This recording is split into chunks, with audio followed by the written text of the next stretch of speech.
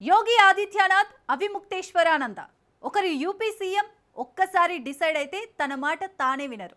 మరొకరు ప్రముఖ జ్యోతిర్మఠానికి స్వయం ప్రకటిత శంకరాచార్యుడు వివాదాలకు కేర్ ఆఫ్ అడ్రస్. అలాంటి ఇద్దరి మధ్య ప్రస్తుతం వార్ ఆఫ్ వర్డ్స్ నడుస్తున్నాయి. ప్రయాగ్రాజ్ మాఘమేళా సాక్షిగా ఇద్దరు యోగులు సై అంటే సై అంటున్నారు. ఈ ఆధ్యాత్మిక యుద్ధం రాజకీయంగాను రచ్చరేపుతోంది. బీజేపీని హిందుత్వ పార్టీగా విమర్శించే కాంగ్రెస్, సమాజ్వాదీలు అవిముక్తేశ్వరానందకు మద్దతుగా నిలుస్తూ యోగి సర్కార్ను టార్గెట్ చేస్తున్నాయి. బీజేపీ హిందూ మతాన్ని కూడా వదలడం లేదంటూ విమర్శిస్తున్నాయి. ఇంతకు ప్రయాగ్రాజ్ మాఘమేళా సాక్షిగా అసలేం జరుగుతోంది? అవిముక్తేశ్వరానందను పవిత్ర స్నానం చేయకుండా యూపీ పోలీసులు ఎందుకు అడ్డుకున్నారు? యోగి ఆదిత్యనాథ్ అవిముక్తేశ్వరానంద నోటీసుల యుద్ధం చివరికి ఎలాంటి టర్న్ తీసుకోబోతుంది? Let's watch. పొలిటికల్ టోన్ తీసుకున్న ప్రయాగ్రాజ్ మాఘమేళా ఎపిసోడ్. అవిముక్తేశ్వరానందకు హస్తం పార్టీ మద్దతు, యోగిపై విమర్శలు. ఇద్దరు యుగుల యుద్ధం ఎందుకు పొలిటికల్ టోన్ తీసుకుంది? 2026 జనవరి 18 మౌని అమావాస్య కావడంతో ఉత్తరప్రదేశ్లోని ప్రయాగ్రాజ్ ఆధ్యాత్మిక శోభను సంతరించుకుంది. నదీ ఘాట్లలో ప్రజలు పెద్ద ఎత్తున పవిత్ర స్నానాలు ఆచరిస్తున్నారు. ఉత్తరాఖండ్లోని ప్రముఖ జ్యోతిర్మఠానికి తానే 46వ శంకరాచార్యుణ్ణి అని ప్రకటించుకున్న స్వామి అవిముక్తేశ్వరానంద కూడా ప్రయాగ్రాజ్ త్రివేణి సంగమానికి అనుచరగణంతో రథం పైన వచ్చారు. అయితే రథం దిగి నడుచుకుంటూ వెళ్లాలని అధికారులు అభ్యంతరాలు చెప్పారు. దీంతో ప్రముఖ జ్యోతిర్మఠానికి శంకరాచార్యుణ్ణైన నన్నే నడిచి వెళ్లమంటారా అంటూ ఆగ్రహించారు ఆయన. అలా మొదలైన వాగ్వాదం చినికి గాలివానగా మారింది. పోలీసులు, సాధువుల మధ్య తోపులాట జరిగింది. తర్వాత రథాన్ని నదీ సంగమానికి దూరంగా తీసుకెళ్లారు. అలా అవిముక్తేశ్వరానంద పవిత్ర స్నానం చేయలేకపోయారు. ఆయనతో పాటు 200 నుంచి 300 మంది భక్తులున్నారని, అనుమతులు లేకపోవడంతో భద్రతా సమస్యల దృష్ట్యా అడ్డుకోవాల్సి వచ్చిందని పోలీసులు వివరణ ఇచ్చారు. అయితే ఇది శంకరాచార్యుడి హోదా వ్యక్తికి జరిగిన అవమానమంటూ అక్కడే ఒక శిబిరాన్ని ఏర్పాటు చేసుకుని నిరసన తెలపడం మొదలుపెట్టారు అవిముక్తేశ్వరానంద. ఇక్కడే యోగి సర్కారు వ్యూహం మార్చింది. ఎప్పుడైతే శంకరాచార్యుడి హోదా వ్యక్తికి జరిగిన అవమానమంటూ వివాదాన్ని రేపారో అప్పుడే అవిముక్తేశ్వరానందకు నోటీసులు పంపింది యోగి సర్కార్. మీరు నిజమైన శంకరాచార్య అవునా కాదా అని 24 గంటల్లోగా నిరూపించుకోవాలని నోటీసుల్లో పేర్కొంది. ఈ మేరకు మాఘమేళా వద్ద అవిముక్తేశ్వరానంద ఏర్పాటు చేసుకున్న తాత్కాలిక క్యాంపు దగ్గరకు ఓ అధికారి వెళ్లి నోటీసులు అందించారు. ఇలా నోటీసులు ఇవ్వడానికి కారణం జ్యోతిర్మఠానికి 46వ శంకరాచార్యుడు ఎవరన్న వివాదం సుప్రీంకోర్టులో ఉండడమే. ఉత్తరాఖండ్ జ్యోతిర్మఠ శంకరాచార్య స్థానంపై దశాబ్దాలుగా వివాదాలు కొనసాగుతున్నాయి. 1989 ఏప్రిల్ 8న స్వరూపానంద సరస్వతి తనకు తాను శంకరాచార్య అని ప్రకటించుకున్నారు. అయితే 1989 ఏప్రిల్ 15న ఆ పీఠానికి చెందిన వసుదేవానంద సరస్వతిని వారసుడిగా శతానంద ప్రకటించారు. దీంతో ఆ పీఠానికి ఇద్దరు పీఠాధిపతులు కొనసాగారు. 2022 సెప్టెంబర్లో స్వరూపానంద సరస్వతి పరమపదించారు.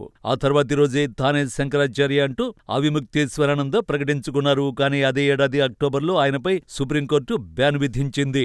తుది తీర్పు వెల్లడించే వరకు ఎవరిని శంకరాచార్యగా ప్రకటించరాదని, పట్టాభిషేకం కూడా నిర్వహించవద్దని, ఆ పోస్టును ఎవరూ ఆక్రమించరాదని స్పష్టం చేసింది. ఈ క్రమంలోనే సుప్రీంకోర్టు ఆదేశాలను ధిక్కరిస్తూ మాఘమేళా క్యాంపు వద్ద శంకరాచార్య అంటూ అవిముక్తేశ్వరానంద బోర్డు పెట్టుకున్నారని, అందుకే నోటీసులిచ్చామని మాఘమేళా అధికారులు చెప్తున్నారు. దీనికి అవిముక్తేశ్వరానంద కూడా నోటీసులతోనే స్పందించారు. మాఘమేళా అధికారులు ఇచ్చిన నోటీసులకు అవిముక్తేశ్వరానంద ఇచ్చిన కౌంటర్ నోటీసులే ఇవి. తాను ఇతర 3 పీఠాల శంకరాచార్యులచే గుర్తించబడిన వాడినని, సుప్రీంకోర్టు తనపై ఎటువంటి నిషేధం విధించలేదని నోటీసుల్లో వాదించారు. అడ్మినిస్ట్రేషన్ 24 గంటల్లోగా క్షమాపణ చెప్పాలని, లేని పక్షంలో కోర్టులో పరువు నష్టం దావా వేస్తానని హెచ్చరించారు.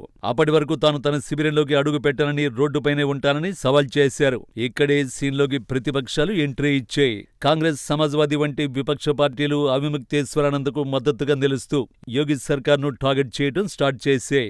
సమాజ్వాదీ పార్టీ అధినేత అఖిలేష్ యాదవ్ అవిముక్తేశ్వరానందకు ఫోన్ చేసి మద్దతు ప్రకటించారు. బీజేపీ ప్రభుత్వం మతపరమైన వివక్ష చూపుతోందని విమర్శించారు. కాంగ్రెస్ పార్టీ ఈ ఘటనపై తీవ్రంగా స్పందించింది. యోగి ఆదిత్యనాథ్ ప్రభుత్వం ఉద్దేశపూర్వకంగా అవిముక్తేశ్వరానందను ఇబ్బంది పెడుతోందని ఆరోపించింది. उल्टा आधी रात को 12 बजे एक नोटिस आ गया उत्तर प्रदेश सरकार से। उस नोटिस में यह कहा जाता है कि साहब हम तो आपको शंकराचार्य नहीं मानते, ये घमंड की पराकाष्ठा, ये इसको कहते हैं विनाश काले विपरीत बुद्धि। ये निर्लज्ज भाजपाई अब तक तो मुसलमानों को कहते थे कागज दिखाओ, अब हिंदुओं के जो संत शिरोमणि हैं उनसे कहते हैं कागज दिखाओ। ये कहां आ गए हम? ఇప్పటి వరకు బీజేపీని హిందుత్వ పార్టీగా విమర్శించిన కాంగ్రెస్ నేతలు ఇప్పుడు అదే బీజేపీని హిందుత్వ వ్యతిరేకగాను విమర్శించే ప్రయత్నం చేశారు. మహాకుంభమేళా నిర్వహణ సరిగ్గా లేదని విమర్శించడం, కోవిడ్ సమయంలో గంగానదిలో మృతదేహాలు తేలియాడటంపై ప్రభుత్వ వైఫల్యాన్ని ఎత్తిచూపడం, అయోధ్యలో నిర్మాణం పూర్తి కాకుండా ఆలయాన్ని ప్రతిష్ఠించడం తప్పని విమర్శించడంతోనే అవిముక్తేశ్వరానందను ప్రభుత్వం ఇబ్బంది పెడుతోందని ఆరోపించారు. చాలా మంది బీజేపీని కేవలం మైనారిటీలకు వ్యతిరేకంగా ఉన్న పార్టీగా భావిస్తారని, కానీ ఇప్పుడది హిందూ మతాన్ని వదలడం లేదని విమర్శించారు. మొఘలులు, బ్రిటిషర్ల కాలంలోనూ ఇలా జరగలేదన్న కాంగ్రెస్ నేత ఆర్ఎస్ఎస్ చీఫ్ కు Z+ సెక్యూరిటీ మధ్య పుణ్యస్నానాలు చేయించడంపై ప్రశ్నలు సంధించారు. మోహన్ భగవత్ అవిముక్తేశ్వరానంద కంటే గొప్పవారా అని ప్రశ్నించారు. ఈ విషయంలో ప్రధాని మోడీ జోక్యం చేసుకోవాలని డిమాండ్ చేశారాయన. నిజానికి అవిముక్తేశ్వరానంద గతంలో కాంగ్రెస్ పార్టీ, ఆ పార్టీ అగ్రనేత రాహుల్ గాంధీపై భిన్నాభిప్రాయాలు వ్యక్తం చేశారు. 2024లో రాహుల్ చేసిన ప్రసంగం హిందువులకు వ్యతిరేకంగా ఉందని బీజేపీ మండిపడింది. ఆ సమయంలో అవిముక్తేశ్వరానంద ఆయనకు మద్దతు ప్రకటించారు. ఆయన ప్రసంగాన్ని వక్రీకరించారని, నిజానికి రాహుల్ హిందూ మతం హింసను తిరస్కరిస్తుందని స్పష్టంగా చెప్పారని తెలిపారు. అయితే గత ఏడాది మే నెలలో మనుస్మృతిని రాహుల్ అవమానించారని ఆరోపిస్తూ హిందూ మతం నుంచి బహిష్కరిస్తున్నట్లు ప్రకటించారు. ఈ విషయంలో శంకరాచార్య మఠం నోటీసు ఇచ్చిన రాహుల్ స్పందించలేదని, క్షమాపణ చెప్పలేదని ఆయన పేర్కొన్నారు. ఈ ఏడాది జనవరి 16న హిందువులను దూషించిన రాహుల్ గాంధీ అయోధ్య రామమందిరంలో అడుగుపెట్టడానికి వీల్లేదని, ఆయన కనుక వస్తే అడ్డుకోవాలని కోరుతూ రామజన్మభూమి తీర్థక్షేత్ర ట్రస్టును కోరారు కూడా. ఇంత జరిగిన తర్వాత కూడా హస్తం పార్టీ ఆయనకే మద్దతుగా నిలుస్తూ యోగి సర్కార్పై విమర్శలు చేస్తోంది. ఇదంతా ఓకే, కానీ ఈ వివాదంలో యోగి ఆదిత్యనాథ్ సర్కార్ ఎలా ముందుకెళ్లబోతోంది? ప్రస్తుతానికి యోగి ప్రభుత్వం సుప్రీంకోర్టు ఆర్డర్లను తూచా తప్పకుండా అమలు చేయాలని అధికారులను ఆదేశించింది.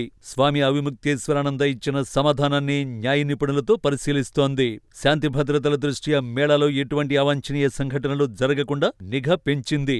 రాజకీయంగా ఈ వివాదం పెద్దది కాకుండా ఉండేందుకు ప్రభుత్వం జాగ్రత్తగా వ్యవహరిస్తోంది. అయితే అవిముక్తేశ్వరానంద ఎంత పట్టుదలతో వ్యవహరిస్తున్నారో యోగి ఆదిత్యనాథ్ కూడా అంతే పట్టుదల కలిగిన నేత. చట్టం ముందు అందరూ సమానమే అని నమ్మే లీడర్ కాబట్టి ఈ వివాదంలో కూడా వెనక్కి తగ్గకపోవచ్చు. చూస్తుంటే ఈ వివాదం చాలా దూరం వెళ్లేలా కనిపిస్తోంది.